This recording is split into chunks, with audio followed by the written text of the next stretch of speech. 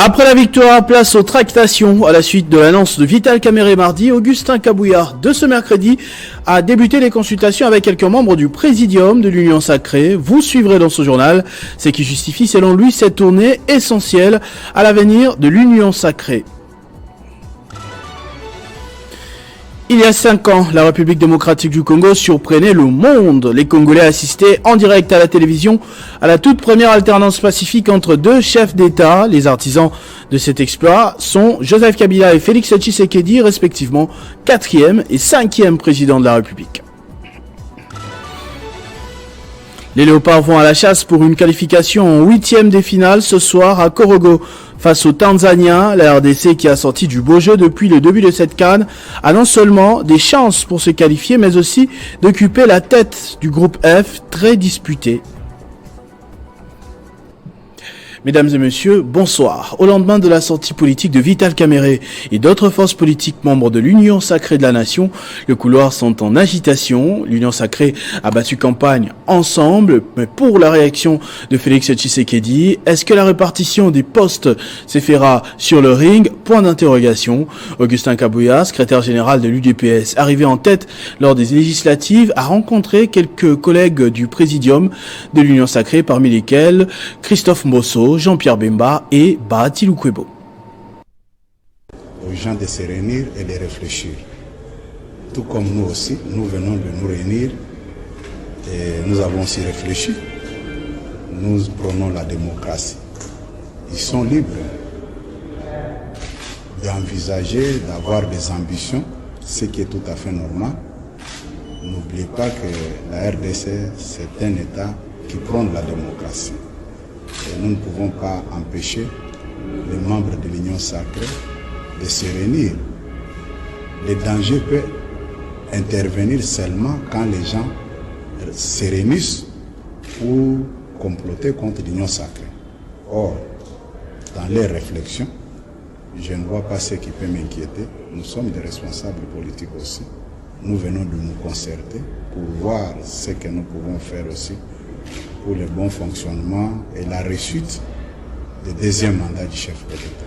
Ça ne fait pas des autres comme ça? Si tout le monde veut se réunir et dans le sacré prier. Non, si vous avez des préoccupations, référez-vous aux gens qui se sont réunis et posez des questions, puisque moi je ne suis pas leur porte-parole. Je suis membre du Présidium, j'ai vu un membre du Présidium ici, il n'est pas le seul à être rencontré. Je viens de rencontrer aussi le vice-premier ministre de la Défense, Jean-Pierre Mbemba, avec qui nous avons encore échangé. Oui, comme je l'ai dit tout à l'heure là, quand j'étais avec le président du Sénat, nous sommes les membres du Présidium de l'Union Sacrée et nous venons d'une élection où nous deux nous sommes élus comme députés au niveau national. En moins d'une année, à la tête du ministère de l'Intérieur, Peter Kazadi a pu réaliser plusieurs actions dans le cadre de ses fonctions, de la lutte contre l'insécurité dans le pays, à la sécurisation du processus électoral et la réforme de la police nationale congolaise. L'homme a su appliquer à la lettre les instructions de Félix Tshisekedi. Retour sur son bilan dans cet élément. Depuis son arrivée à la tête de la vice-primature de l'Intérieur et Sécurité, Peter Kazadi Kankonde a apporté du sang neuf à la tête de ce ministère régalien conformément à la vision du chef de l'État Félix-Antoine Tshisekedi. Avec un bilan largement positif, le VPM de l'Intérieur a accompli plusieurs actions telles que la sécurisation du processus électoral, la réduction du phénomène Koulouna, l'arrestation et condamnation des kidnappeurs, la solution aux crises entre les assemblées provinciales et les gouvernorats, les lancements du recrutement de 13 500 policiers dans le cadre de la réforme de la police, pour ne citer que celle-là. Oui, je pense qu'il y a des personnes qui méritent de revenir au gouvernement. Le résultat sur le plan sécuritaire est assez impressionnant. D'abord, vous savez que nous a été l'année passée, quand son excellence de vice-premier ministre Peter Kazadi arrive aux affaires, c'est pratiquement dans la dernière ligne droite pour les élections. Et donc, toute la République est focus sur le 20 décembre 2023. Et donc, il arrive et il se met justement à travailler avec, bien sûr, la CENI en donnant des conditions de sécurité favorables pour que la CENI fasse son travail. La CENI finit son enrôlement, qui était un défi, et tout le monde, tous ceux qui voulaient se faire enrôler ont été enrôlés. Mis à part les provinces dans lesquelles il y avait quelques problèmes sécuritaires et pour lesquels tout le monde s'était mis d'accord que ces provinces pourront être enrôlées et pourront voter plus tard lorsqu'on va pacifier. Le vice-premier ministre de l'Intérieur, son Excellence Peter Kazadi, travaille sur la sécurisation des élections. Et je peux vous dire et vous garantir que depuis 2006, c'est la première fois qu'on a des élections qui se sont déroulées sans incident majeur. Il a parlé avec la population, il a été plus proche et partout où il y avait quelques poches d'insécurité qui tentaient de se lever, il y allait. Plusieurs actions sont également à mettre à l'actif du patron de la territoriale en République démocratique du Congo, parmi lesquelles l'instauration de la politique de proximité avec la population pour dénoncer les cas d'insécurité et la transformation de la police encore plus professionnelle et plus disciplinée. C'est donc un bilan à féliciter d'un véritable homme d'État engagé pour la cause de la nation. Willy Makiashi, secrétaire général du Parti lumumbiste unifié, a été démis de ses fonctions par les cadres et militants de leur parti. C'était dans une déclaration faite le mardi 23 janvier. Ces derniers accusent Willy Makiashi de haute trahison et plusieurs autres griefs. Nous, secrétaire général adjoint, informons l'opinion tant nationale qu'internationale. Prenons les décisions politiques suivantes. La première, la destitution du camarade Willy Makiashi de ses fonctions de secrétaire général, chef du parti, haute trahison, incompétence et inactivité. À dater de ce jour, le secrétaire général adjoint en charge de questions politiques, administratives et juridiques, le camarade Didier Mazenga Mukanzu, assume à la fois l'intérim du secrétaire général chef du parti lumumbiste unifié et du président du regroupement de l'action des alliés de la Convention et le parti lumumbiste unifié AAC en sigle, jusqu'à l'organisation du congrès extraordinaire dans un bref délai. 3. Les militantes et militants, ainsi que les sympathisants du parti lumumbiste unifié, sont invités à s'activer et à se mobiliser comme un seul homme autour du nouveau leadership en vue de permettre au parti lumumbiste unifié, nous légué par Patrice Emery Lumumba, Antoine Gizenga, José Sendoué, André Guillaume Loubaya et tout le reste de martyrs pour permettre rapidement au parti de récupérer sa place dans l'échiquier politique national. Mais les secrétaires provinciaux de la ville de Kinshasa rejettent en bloc cette déclaration, confiant le pouvoir au secrétaire général adjoint. Les militants et cadres du parti lumumbiste unifié ont renouvelé leur confiance au secrétaire général chef du parti, le professeur Willy Makiashi. Mabele Eningana Mabele Eningana Lukuta Elimwa Balobaki Bakoboma Palou Ebwenge Ebwe. Déclaration politique des secrétaires provinciaux du Palou, ville-province de Kinshasa. Nous, secrétaires provinciaux de la ville-province de Kinshasa, réunis autour du secrétaire permanent ce mercredi 24 janvier 2024 au chef du parti 6 4e rue, numéro 291 du métier industriel. Déclarons ce qui suit. Non à la division, à l'anarchie au sein du parti. Nous rappelons ici que, conformément à l'article 13 du règlement intérieur qui stipule, l'acte de convocation du congrès est signé par le secrétaire général chef du parti. Cela étant, nous rejetons en bloc la déclaration conférant le pouvoir à un secrétaire général adjoint pendant que le titulaire est en plein mandat. Nous demandons à quiconque qui exprime des ambitions doit attendre l'organisation du 3e congrès conformément à nos statuts. À travers nous, toute la base du Palou soutient le secrétaire général chef du parti. le professeur Willy Mathias. Pour avoir obtenu plus de 3000 voix aux législatives provinciales, la population de Barumbu est sortie dans la rue ce mercredi pour dénoncer les résultats publiés par la CENI en défaveur de leur candidat, Kevin Bolamba, une marque de soutien qui n'a pas laissé indifférent ce cadre du parti ANADEC et membre de la DIPRO qui croit que la justice va les remettre dans ses droits. Pour avoir battu campagne durant 5 ans dans sa base naturelle de Barumbu, les électeurs de Kevin Bolamba, comptés en milliers, ont du mal à cautionner les résultats publiés par la centrale électorale avec les législatives provinciales. Nous sommes dans la commune de Barumbu. C'est un rassemblement naturel qui se fait dans la matinée pour soutenir leur candidat non publié par la CENI. Pour Barumbu, qui a un seul siège, la loi de la centrale électorale est claire.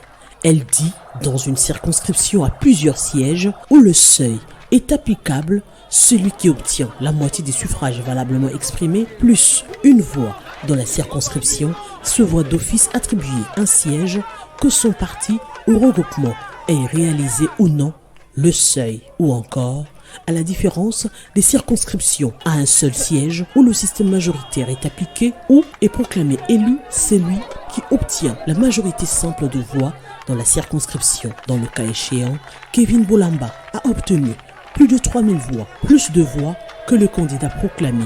Cette pilule ne passe pas pour la base de ce cadre du parti ANADEC et membre de la dynamique progressiste DIPRO. C'est le candidat qui a beaucoup plus de voix qui est proclamé élu. Chose grave, lors de la publication, la CENI a publié M. Bobamiso comme étant vainqueur pendant que la population a exprimé valablement leur souhait de porter leur choix sur ma modeste personne. Plus que rassurant, Kevin Bolamba s'en remet à la Cour constitutionnelle pour une suite favorable. Nous demandons à ce que la justice soit faite pour que je sois rétabli dans les jours à venir. J'ai toutes les preuves possibles. Et rassurez-vous qu'on a déjà saisi la justice. Bientôt là, la justice sera faite. Le dénommé papa social pour les mamans de Barumbu, toujours proche de sa base, ne compte pas renoncer à ses idéaux, ses convictions politiques pour un Congo plus dynamique.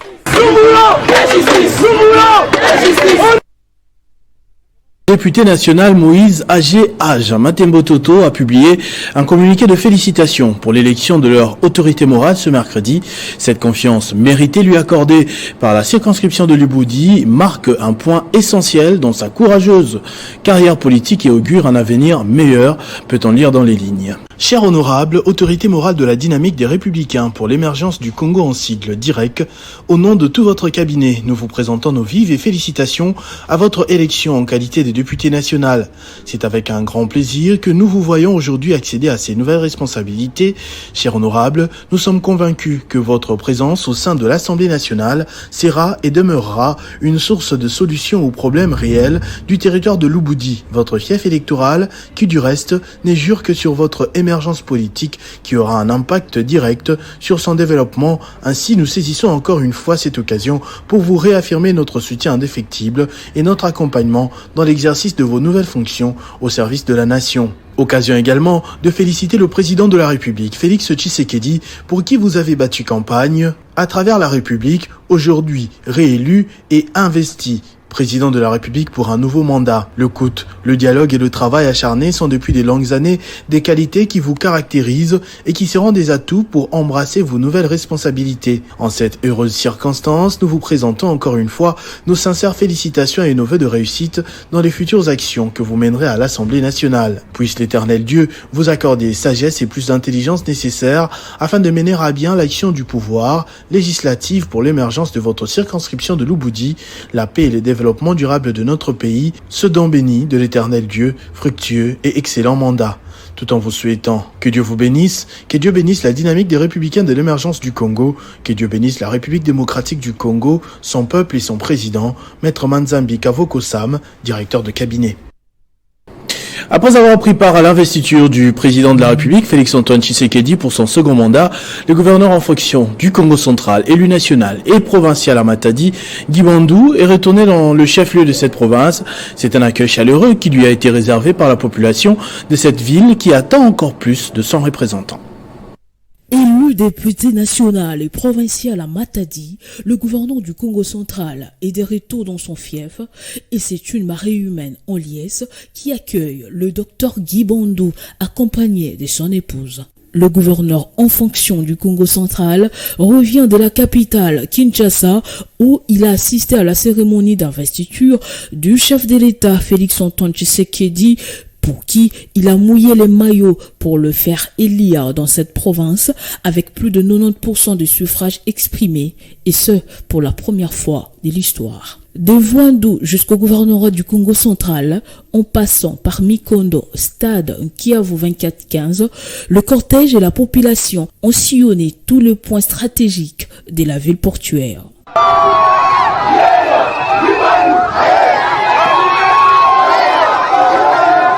Impression de joie, c'est que Dieu a déjà décidé. Personne ne peut rien. Nous avons notre gouverneur, double brassard. Il a démontré à l'opinion tant nationale et provinciale qu'il est populaire. Il a raflé de 2 sièges, il n'y a pas match.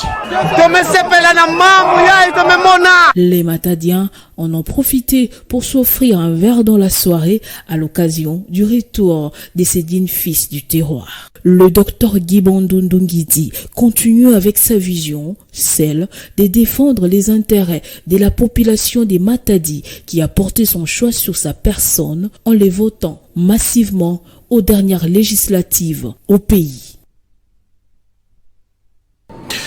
Le projet de construction du nouvel aéroport de Ndjili est plus qu'une réalité après l'instruction donnée au gouvernement lors d'un conseil de ministres en mars 2023 sur comment amorcer les travaux. Le ministre des Transports, Marc Ekila, annonce que les travaux seront incessamment lancés par le chef de l'État, Félix Tshisekedi en personne, les préalables étant remplis à 95%.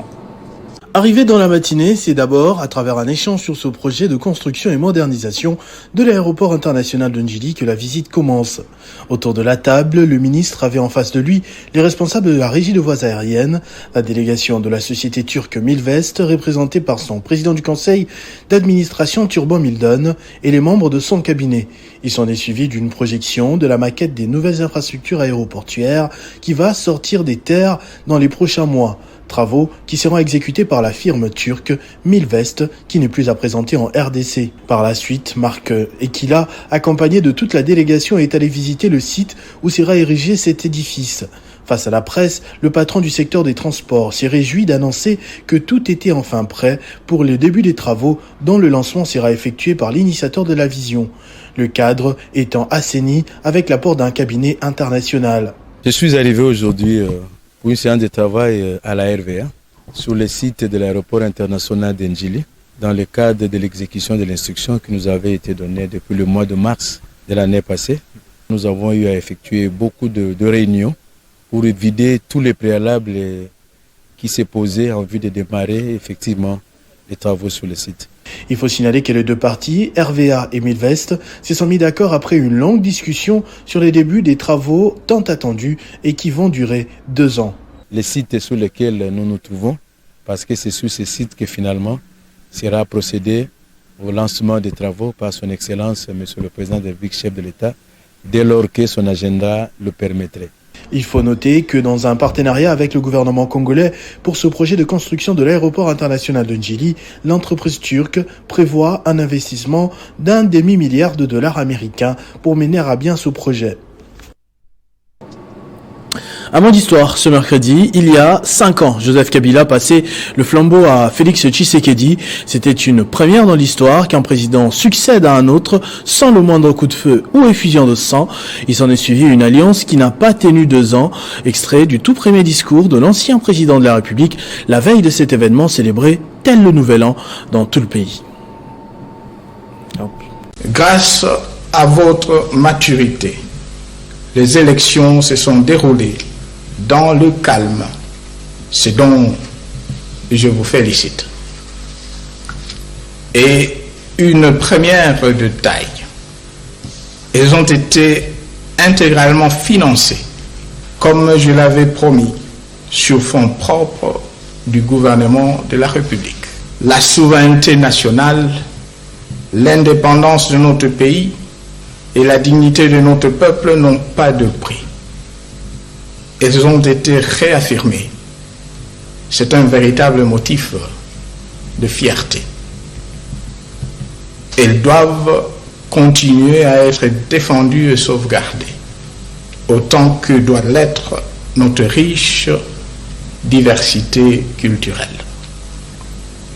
Ce principe et le respect constituent le fondement de notre nation et le ferment de notre vivre ensemble. Autant nos pères fondateurs et mes prédécesseurs me les ont légués, autant je les lègue à mon successeur. Il en va de la survie de notre pays et de la vitalité de notre peuple. Les Léopards jouent leur match décisif dans le groupe F tout à l'heure contre la Tanzanie. Gagner ou faire match nul pour se qualifier en huitième des finales sont les deux options qui se présentent devant les Fauves. La Tanzanie reste un adversaire qu'il faut prendre au sérieux puisque mathématiquement, dans ce groupe, toutes les équipes peuvent toujours se qualifier. Sur place, à Korogo, on retrouve Christian Bokaya qui a assisté à la dernière séance d'entraînement des Léopards. Ça passe ou ça casse pour les Léopards de la RDC face aux Taifa Stars de la Tanzanie. Il faut prendre des points pour essayer de passer au deuxième tour. Prendre des points voudrait dire faire un résultat positif, soit une victoire, soit un match nul. Une victoire serait souhaitable. Au regard du jeu produit contre les Lions de l'Atlas du Maroc, les Léopards sont en tout cas conscients de l'enjeu de cette rencontre. D'ailleurs, lors de cette dernière séance d'entraînement, ils se montrent en tout cas sereins et prêts pour la chasse, puisque au regard du jeu produit contre le Maroc, les Léopards ne veulent pas être surpris, puisque là, ils ont pris 2 buts. Déjà contre la Zambie, ils étaient menés avant de revenir dans le match. Même scénario contre le Maroc, cette fois-ci, il faudrait peut-être se mettre un peu plus dans les eaux paisibles en ouvrant en premier les scores. Qu'est-ce que Sébastien Desabre nous réserve, comme surprise, j'allais dire. Mais du moins, ils ont le mental en place. Ils sont sereins, en tout cas pour cette rencontre-là. Ici, à Korogo, en cas de victoire, les Léopards seront soit deuxième, soit premier, mais ça dépendra certainement de l'autre résultat du match entre les Lions de l'Atlas du Maroc et les Chipolopolo Boys de la Zambie. Certainement qu'ils vont rentrer encore à San Pedro, parce que c'est là qu'ils vont bien sûr disputer les huitièmes des finales. Jusqu'ici, tout se passe bien. Dans l'infirmerie, il n'y a pas de joueurs. Le moral, l'ambiance, tout est au calme. Donc, on attend 20h RDC. Ce sera 21h à Kinshasa, au stade Amadou Gand Koulibaly, pour voir en tout cas cette affiche entre Léopards et Taifa Stars. Il faut toujours le rappeler, la dernière fois que les deux formations se sont affrontées remonte lors des éliminatoires de la Coupe du Monde, un but partout à Lubumbashi, 3-0 à Dar es Salaam. Certainement que ces duels nous donnera, ou les deux formations nous donneront du beau spectacle. Voilà ce qu'on peut dire jusqu'ici par rapport à cette rencontre. On espère que la victoire sera congolaise. Question de voir aussi ce que ces Léopards vont proposer à l'étape à élimination directe. C'était Christian Bokaya depuis le lycée moderne pour le compte des Télé 50. Entre-temps, justice faite pour la RDC après les échauffourées qui ont émaillé le match RDC-Maroc. Le sélectionneur du Maroc écope d'une suspension de 4 matchs, dont 2 avec sursis. C'est parmi les sanctions de la CAF tombées ce mercredi. Après avoir confronté toutes les parties dans le jury disciplinaire, avec vidéo à l'appui, la RDC s'est défendue avec brio par le truchement du secrétaire général du comité de normalisation de la FECOFA, Innocent Kibundoulou. Il a été joint au téléphone par Nathalie Oko. Ce journal est terminé, je vous en rappelle tout de suite les principaux titres. Après la victoire, place aux tractations. À la suite de l'annonce de Vital Kamerhe mardi, Augustin Kabouya, dès ce mercredi, a débuté des consultations avec quelques membres du présidium de l'Union Sacrée. Vous avez suivi dans ce journal ce qui justifie selon lui cette tournée essentielle à l'avenir de l'Union Sacrée. Il y a 5 ans, la République démocratique du Congo surprenait le monde. Les Congolais assistaient en direct à la télévision à la toute première alternance pacifique entre 2 chefs d'État. Les artisans de cet exploit sont Joseph Kabila et Félix Tshisekedi, respectivement 4e et 5e président de la République. Les Léopards vont à la chasse pour une qualification en 8e des finales ce soir à Korogo face aux Tanzaniens. La RDC, qui a sorti du beau jeu depuis le début de cette CAN, a non seulement des chances pour se qualifier, mais aussi d'occuper la tête du groupe F, très disputé. À tous et à toutes, merci de votre attention soutenue. Restez fidèles au programme de votre chaîne Télé 50.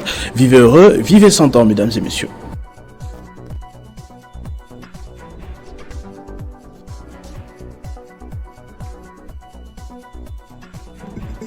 Retrouvez toute l'actualité en continu sur www.tele50.cd.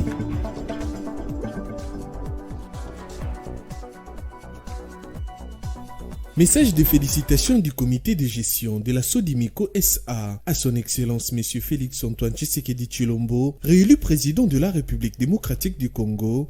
Excellence Monsieur le Président de la République, avec vos hommages les plus déférents, le comité de gestion de la Sodimico SA ainsi que l'ensemble de son personnel vous félicite chaleureusement pour votre brillante réélection en tant que président de la République démocratique du Congo au terme des élections libres, démocratiques et inclusives du 20 décembre 2023. Nous vous renouvelons, Excellence Monsieur le Président de la République, notre entière disponibilité et vous assurons de notre dévouement pour concrétiser par la gestion efficace et saine votre vision d'un Congo nouveau, par la gestion efficace et saine, votre vision d'un Congo nouveau et prospère. Fait à Lubumbashi, le 15 janvier 2024, pour les comités de gestion de la Sodimico SA, Kayumba Katungwa Patrick, directeur général, Kabei Sachilembe Willy, directeur général adjoint.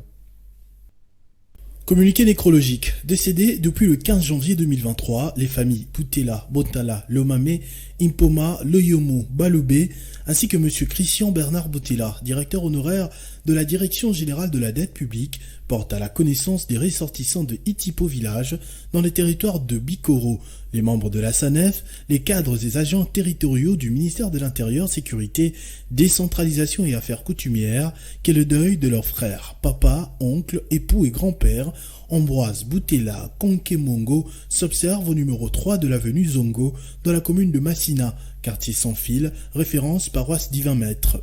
Entre-temps, le programme des obsèques se présente de la manière suivante. Samedi 27 janvier 2024, veillée mortuaire en la salle Atlantis, 6 au quartier Funa, dans la commune de Limete, en face de la station Cohydro, Sonaïdroc. Dimanche 28 janvier 2024, à 9h, levée du corps de la morgue et exposition pour les hommages à l'hôpital du Cinquantenaire. Après les hommages, direction la nécropole 2, où reposera à jamais le corps de l'illustre disparu. Au retour du cimetière, le bain de consolation est prévu en la salle Atlantis, toujours dans la commune de Limete. Ce communiqué tient lieu de faire part. Basket Fund ASBL. En 2014, au cours d'une réunion avec les autorités minières, Monsieur le Président de la République leur avait rappelé la responsabilité sociétale des entreprises minières et la nécessité pour elles de s'appliquer davantage dans les œuvres sociales, particulièrement après le découpage des provinces qui allait mettre en difficulté les populations des nouvelles provinces. En effet, beaucoup de ces nouvelles provinces n'avaient pas les infrastructures sociales minimales. Après obtention de l'engagement des miniers et suivant leur demande de traiter avec une structure tierce non étatique, le gouvernement, par les ministères des Mines, a informé les miniers qu'un basket fund indépendant ayant la structure juridique d'une ASBL serait créé pour le suivi et la gestion des projets sociaux qui seraient retenus. Pour montrer l'engagement du gouvernement dans cette initiative, les premières subventions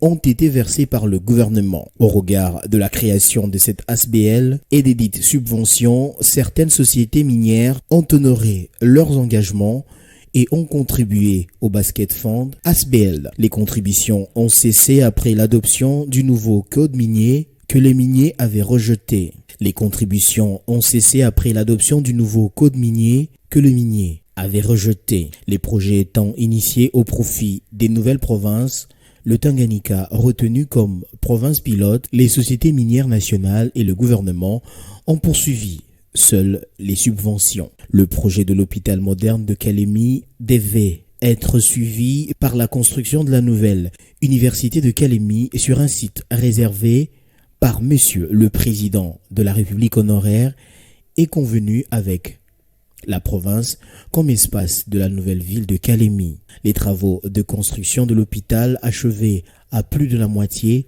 étaient suspendus en raison de la pandémie du Covid-19 et d'un différend en cours avec la société de construction et d'ameublement Adapa SARL. Entre-temps, l'attribution des plusieurs sites fonciers près du site réservé a fait craindre un envahissement de la concession de l'hôpital, si bien qu'un titre provisoire a été établi au nom de l'initiateur du projet en attendant l'achèvement de l'ouvrage et la remise de cette œuvre sociale à la province ou à toute structure qui serait désignée par le gouvernement. Cette œuvre sociale financée par plusieurs contributeurs dont l'État n'est pas de nature à générer un quelconque revenu substantiel de par sa nature sociale et surtout en raison de sa localisation en milieu rural. Elle a fait l'objet de plusieurs audits dont 4 des services étatiques spécialisés. Il ne s'agit pas non plus d'un projet à caractère mercantile ou sujet à une appropriation personnelle, même supposée. Cet hôpital devra être subventionné par des donateurs et l'État pour son fonctionnement compte tenu du niveau social des malades qui sont les populations rurales à faible revenu des Kalemi et des territoires environnants. Basket Fund, ASBL.